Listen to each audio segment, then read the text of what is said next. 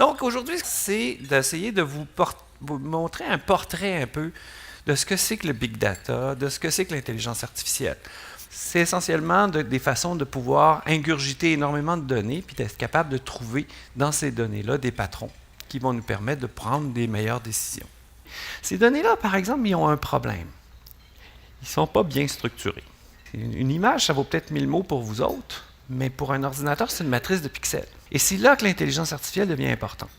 C'est qu'à partir de là, qu'est-ce qu'on va essayer de faire? On va essayer de prendre la donnée qui est difforme, qui est hétérogène, etc., puis en faire quelque chose. Donc, le fameux big data, la bonne définition est la définition basée sur les 4 V. Fait que bien sûr, il y a le volume. Si vous avez beaucoup de données, vous avez un problème de gestion de ces données-là, etc. Il y a un autre aspect qui est important aussi, c'est la vélocité. Ça rentre très vite, ces données-là.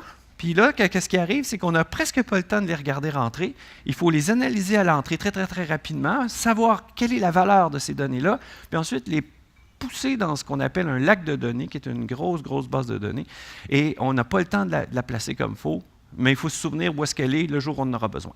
Le troisième V, c'est la variété. Ça, c'est le V qui dit, j'ai des images que je combine avec du texte, que je combine avec, par exemple, des enregistrements sonores, que je combine avec des données de clics de souris, que je combine avec des données plus structurées, plus traditionnelles qui rentrent dans un fichier comme on est habitué, des choses comme ça. Tout ça ensemble, c'est pas fait pour se parler. Mais il faut qu'on trouve le moyen d'aller chercher l'information pertinente de l'ensemble des données qu'on a. Ça, c'est le V de la variété. Puis le dernier V, c'est le V de la véracité. C'est-à-dire que oui, on a de plus en plus la capacité d'aller chercher beaucoup de données, mais ces données-là sont de moins en moins fiables. Donc, les défis des big data, c'est de trouver donc des nouvelles méthodes pour faire quoi? Pour entreposer et retrouver la donnée. Quand il y en a trop de données, on ne peut pas les centraliser pour pouvoir les analyser.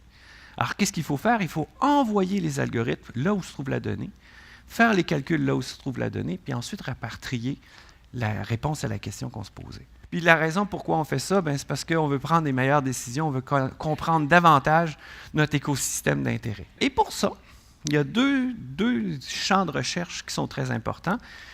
L'apprentissage automatique, donc l'intelligence artificielle, puis l'autre, c'est la recherche opérationnelle.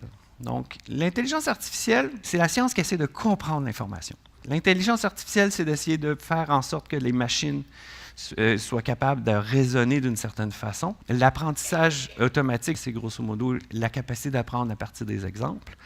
Puis parmi les algorithmes, parmi les méthodes d'apprentissage automatique, il y a une famille d'algorithmes qui sont particulièrement performants, surtout sur des données de type image, texte, dialogue, etc. C'est l'apprentissage profond. Le Québec, en ce moment, c'est le centre mondial d'émergence de la puissance en intelligence artificielle.